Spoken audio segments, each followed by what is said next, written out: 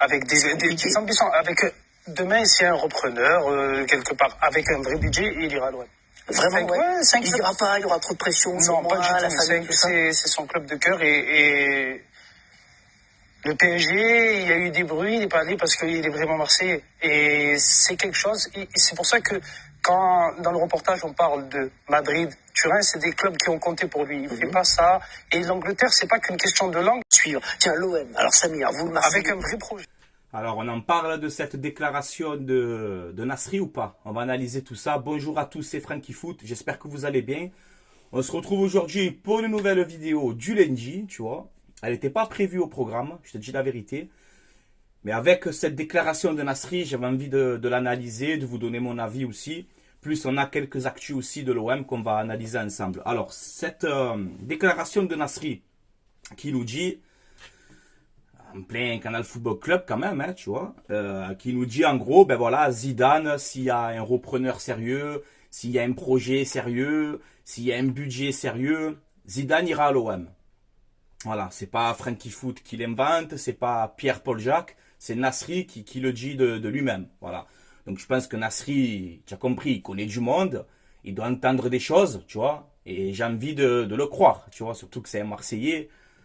Il sait comment ça se passe ici, ça va très vite.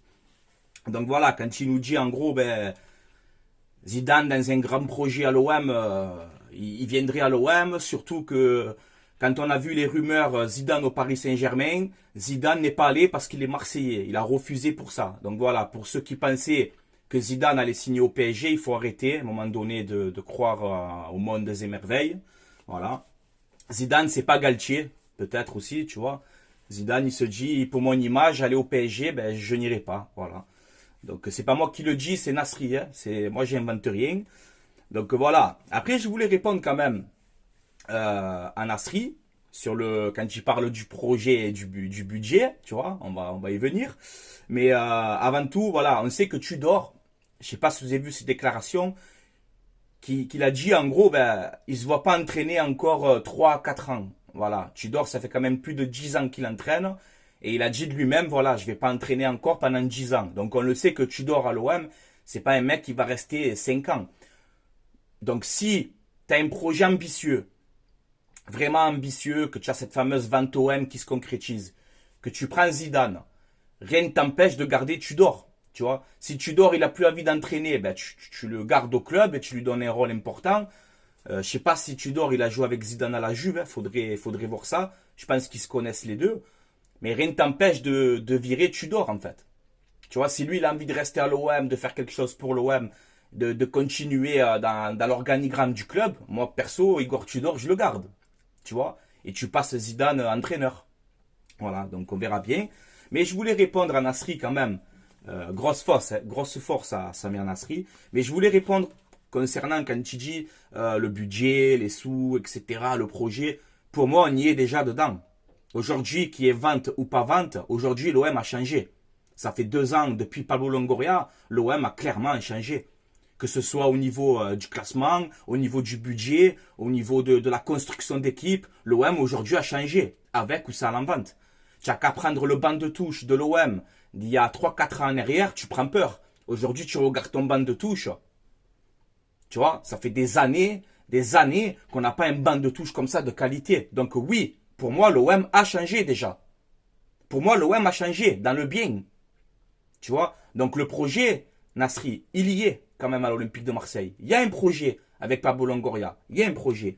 Concernant après le budget, on peut voir, chaque fois je le sors, mais il faut que je le remontre encore, mais on peut voir que depuis 2022, je crois, l'OM est le 20e club européen le plus dépensier en termes de mercato. Les 4-5 dernières mercato, là. On est classé à la 20e place. Donc il y a de l'argent aujourd'hui à l'Olympique de Marseille. Il y a de l'argent. Il y a un projet et il y a de l'argent. On est le 20e club. Voilà, je n'invente rien. Vous avez tout sous les yeux. Alors qu'il y a 3-4 ans en arrière, on galérait à recruter Maëlle, là, le Danois. Il voulait 9 millions, on a posé 7. On n'est pas arrivé à le faire. Et depuis l'arrivée de Pablo, on te fait des mercatos. Voilà, vous pouvez voir aussi le mercato d'hiver. On est le club de Ligue 1 qui a le plus dépensé. On est à 54 millions d'euros, je crois, de dépenser. Alors oui, il y a des transferts qu'on règle sur plusieurs années, mais il faut les sortir, les sous. Voilà. Donc le projet à l'OM, il y est. L'OM a changé, avec ou sans la vente. L'OM a changé. Les finances, dès qu'on est bien, d'où ça sort, je n'en sais rien. Voilà, je n'en sais rien, honnêtement. Mais moi, je suis content de voir l'OM financièrement bien, mettre de l'argent, s'évoluer petit à petit dans les mercatos, renforcer petit à petit l'équipe. Moi, je suis content. Je gamberge pas. Je suis supporter de l'OM, je ne suis pas comptable. Voilà. Donc, pour finir sur cette parenthèse Nasri, quand tu veux dire ça, le projet, le repreneur, tout ça et tout, je pense que Nasri, il parle vraiment d'un projet haute qualité, tu vois. C'est pour ça qu'il dit ça. Donc, c'est pas un clash que je fais envers Nasri. C'est juste pour lui répondre que avec même des grands moyens, tu peux quand même te faire un projet. Et aujourd'hui, à l'OM, il y a un projet et il y a de l'argent. Oui, il y a de l'argent à l'Olympique de Marseille. Ça, quand je vois des fois certains journalistes, je vais pas citer, mais qui te disent on n'a pas d'argent, on a ci, l'OM. Non, non, non, il faut arrêter. L'OM a de l'argent. Regardez les derniers mercatos de l'OM, analysés par vous-même. C'est impressionnant. Voilà. Donc, on a de l'argent et on a un projet. Et l'OM a changé, déjà. Et on ne le voit pas, peut-être. Mais l'OM est en train de changer. Voilà. Donc, on verra bien sur cette fameuse rumeur vente OM. Ça rend fou tout le monde. Après, c'est vrai que si vraiment tu as le rachat officiel avec des gens sérieux, avec des repreneurs sérieux, avec un organigramme bien structuré, les supporters aussi qui restent. C'est pas on fait comme à Paris, on enlève tous les supporters. À Marseille, ça jamais. Ça n'existera jamais. De toute façon, c'est impossible. L'OM, c'est à nous. Ça appartient aux supporters. Et voilà. Comme ça, c'est clair et net. Donc, si un jour, il y a un grand projet, tu me dis Zidane, il vient. Bien sûr qu'on est tous contents, les gars. Il a jamais joué à l'OM. Il a jamais rien fait pour l'OM. La moindre des choses, ça serait que si on a un grand projet, même qu'il vienne entraîner 2 saisons, voilà, même 2 saisons, ça serait beau quand même. On va pas se mentir, les gars. Lui qui me dit qu'il veut pas Zidane à l'OM, je comprends pas. Tu vois, on le sait que c'est pas un tacticien de fou. En termes d'entraîneur, ne croyez pas. Hein. Mais c'est juste pour l'image d'avoir un Zidane à l'OM avec des moyens financiers encore plus que ce qu'on a aujourd'hui. T'imagines les joueurs qui te ramènent Zidane? Viens, je suis coach de l'OM, viens ici. Ils viennent tous pour Zidane et pour l'OM.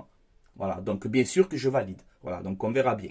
Voilà, donc dites-moi en commentaire ce que vous en pensez de cette déclaration de Nasri, qui est quand même incroyable. Tu vois, c'est quand même incroyable. En plus, quand il dit repreneur, tu sais, il fait des petits sourires. Voilà, on ne sait pas, on ne sait pas. On ne se prend pas la tête, mais voilà. Pour moi, pour finir, à l'OM, il y a déjà un projet ambitieux. On a déjà de l'argent et il faut remercier Pablo Longoria pour ce qu'il est en train de faire. Voilà, il faut le dire. Ensuite, on va passer à quelques actus Olympique de Marseille. On est déjà à 7 minutes. J'ai pas envie de faire une trop grosse vidéo. Donc, on a Alexis Sanchez qui est élu Olympien du mois. Donc, pas mal pour un joueur cramé, hein, Madame Lorboulot. Encore un petit tacle glissé, mais voilà, pas mal pour un joueur cramé. 13 buts, toutes compétitions confondues. Et en plus, il est élu meilleur joueur du mois côté olympien. Et c'est amplement mérité. Alors, pour un joueur cramé, c'est quand même pas mal, tu vois. Il a fait une déclaration aussi, Alexis Sanchez, où il a dit « Je suis très content que les fans m'aient élu. J'essaye de donner beaucoup de bonheur aux supporters qui viennent au stade. Au club, je donne toujours le meilleur de moi-même. » Voilà, donc merci pour cette déclaration. Et c'est pas une déclaration en bois, parce que ce qu'il dit, il le fait sur le terrain.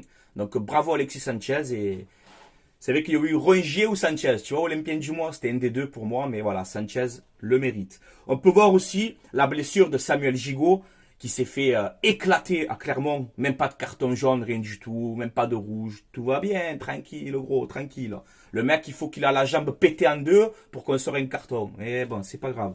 On peut voir qu'il passe un IRM donc ce matin. Donc on aura des réponses dans la journée. Mais on est plutôt confiant du côté staff olympien. Où on nous dit en gros c'est juste une contusion. Voilà. Donc peut-être une entorse ou je sais pas. C'est finalement moins grave que prévu et tant mieux. Et force à toi Samuel Gigot et tu vas revenir encore plus fort. Voilà. Donc c'est pour vous dire que cette blessure, finalement ça serait moins grave que prévu. Donc tant mieux pour nous. Ensuite, la sanction. Clairement, Olympique de Marseille, avec tout ce retard et tout ce bordel qu'il y a eu. Je vous mets l'article ici où on nous dit, suite aux incidents, l'OM risque une amende et une fermeture du parcage pour les prochains déplacements. Le dossier devrait passer en commission de discipline à la LFP mercredi. Après, on nous dit qu'il y a apparemment des supporters de l'OM qui sont rentrés sans billets. On aimerait, s'il vous plaît, avoir un petit peu des preuves de tout ça. Parce que c'est bien beau de parler de... On aimerait avoir des preuves. On veut des preuves. Hein. Montrer des preuves. Hein. Parce que là, je vous le dis, on va encore se faire casser en deux. Comme d'habitude à la LFP, de toute façon, c'est comme ça. Quand on peut bien taper sur l'OM, on va le faire, tu vois. Donc, c'est bien beau de faire des trucs comme ça, mais on aimerait bien avoir des preuves. On veut des preuves de ce que vous dites. Voilà. Moi, déjà, ce que je sais, il n'y a pas eu d'affrontement entre supporters. Hein, ça s'est bien passé. Donc, respect aux supporters clermontois et marseillais. Il n'y a pas eu d'embrouille entre supporters. Dès qu'on a vu tout ce gaz lacrymogène, là. Mais on aimerait avoir des preuves aussi. D'accord, la LFP? On aimerait avoir des preuves. Ensuite, j'ai bien aimé aussi cette photo de Valentin Rongier à Clermont avec les supporters comme ça. J'ai bien aimé cette photo. Je vous la partage parce que j'ai bien aimé. Ensuite, on peut voir une stat aussi sur l'Olympique de Marseille où on peut voir que l'OM a enchaîné un 5e succès de suite à l'extérieur. Il s'agit de la meilleure performance actuelle dans le top 5 des plus grands championnats. On est actuellement égalité avec le FC Barcelone. Voilà. C'est pas moi qui l'invente, c'est la stricte vérité. 5 victoires d'affilée à l'extérieur, il n'y a que l'OM et le Barça qui le font pour l'instant. C'est à souligner et il faut dire bravo à l'Olympique de Marseille. Voilà. Moi, je suis content quand je vois ça, tu vois. Voilà. Ensuite, la 23e journée de Ligue 1, c'est terminé hier avec un score qui nous arrange beaucoup. Donc, je vous mets les résultats de cette 23e journée finale. Donc, j'ai pris les plus importants. Donc, Monaco qui a battu le PSG 3-1. On peut voir Lyon, voilà le choc. Lyon-Lens. Et on peut voir que Lyon a battu Lens. Donc, au niveau du classement, ça nous met très très bien. Donc, tu vois, pour une fois, c'est pas anodin. Merci Chérou pour ce service d'avoir battu Lens parce que on avait besoin que vous gagniez. Je te le cache pas pour ce match-là. Même si Lens a fait un très bon match, surtout une très bonne deuxième période. On peut voir voilà, que Nantes a battu Lorient. Bon, Lorient, maintenant, je pense qu'ils sont hors course, mais voilà, faut le noter. Lille qui a battu Strasbourg. Et on peut voir que notre futur adversaire, Toulouse, a battu Rennes 3-1. Voilà, donc Toulouse, attention, ils sont en forme en ce moment. Hein. C'est plus le 6-1 qu'on leur a mis en début de saison. Là, Toulouse, ça joue au ballon. Il va falloir être sérieux là-bas parce qu'ils vont nous rentrer dedans. Donc voilà, mais on fera l'avant-match tranquillement. Donc le classement final de cette 23e journée, on peut voir que grâce à la victoire de Toulouse contre Rennes et de Lyon contre Lens, au niveau du classement, ça nous met bien. Donc premier PSG, 54 points. Deuxième l'OM, 49 points. Donc on a 5 points du Paris Saint-Germain. Troisième Monaco, 47 points. Quatrième Lens, du coup, 46 points. Donc tu leur mets 3 points d'avance grâce à cette victoire de l'OM et cette défaite de Lens à Lyon. Cinquième Lille, 41 points, qui est en train de remonter en bombe, les Lillois, avec un excellent Jonathan David d'ailleurs. Sixième Rennes, 40 points, donc tu as 9 points d'avance sur le sixième aujourd'hui. Donc c'est quand même un bon matelas d'avance. Septième Nice, qui a battu Ajaccio. Huitième Lorient, neuvième Lyon et dixième Reims. Voilà pour ce classement. Donc, écoutez, je pense que c'est tout pour moi. J'ai fait un petit peu le tour. Ensuite, il y a eu aussi vite fait, je ne l'ai pas mis, mais on me l'a envoyé à la dernière minute. Il y a eu un commentaire de Beansport sur le coup franc de Malinowski où ça l'a dit, je sais pas quoi, le russe, Malinowski, je sais pas quoi. Ça n'a pas plu du tout à Malinowski. Il a même commenté ça. Donc, c'est totalement scandaleux de la part de Beansport. Hein? Voilà, je vous le dis aussi. Bon, les amis, on a fait un petit peu le tour. Dites-moi en commentaire, ce que vous avez pensé de cette vidéo, donc des déclarations de Nasri. Je pense qu'il entend des choses aussi, sûrement. De tous les actus qu'on a parlé dans cette vidéo. Voilà, comme d'habitude, commentez dans le respect, dans la joie, dans la bonne humeur. Voilà, n'hésitez pas à mettre un petit pouce bleu, ça fait plaisir. À vous abonner si ce n'est pas fait, les gars. Ça donne de la force. En tout cas, je voulais vous remercier parce qu'en ce moment, franchement, les gars, vous suivez. Et c'est toujours un plaisir. Voilà, c'est toujours un plaisir. Je voulais vous remercier, les gars. Et voilà, avant d'arrêter cette vidéo, comme d'habitude, un petit message pour mon partenariat maillogo.com. C'est un site où vous avez des maillots de foot, des survêtements, C'est pas cher, ce sont pas les vrais, ce sont des répliques, mais ils sont bien faits, c'est de bonne qualité. Donc voilà, je vous mets tout dans la description de cette vidéo. Tout est expliqué. Et voilà, si vous commandez, vous mettez le code promo Franky, F-R-A-N-C-K-I, et vous aurez moins de 10% de réduction sur votre commande. Voilà les amis. Je vais vous laisser là, je vous tiens au courant. Mercredi, on a la réponse de la sanction donc de l'OM. Je pense qu'on fera une vidéo, ça dépend les sanctions qu'ils vont nous donner encore dans la tête. On verra. Et je vous ferai l'avant-match vendredi. L'avant-match Toulouse-OM pour analyser un peu tout ça. Voilà les amis, allez, je vais vous laisser là. Portez-vous bien, passez un excellent lundi. Et comme d'habitude les gars, allez l'OM à la vie à la mort. Hein. Allez, ciao ciao la famille, passez une bonne journée.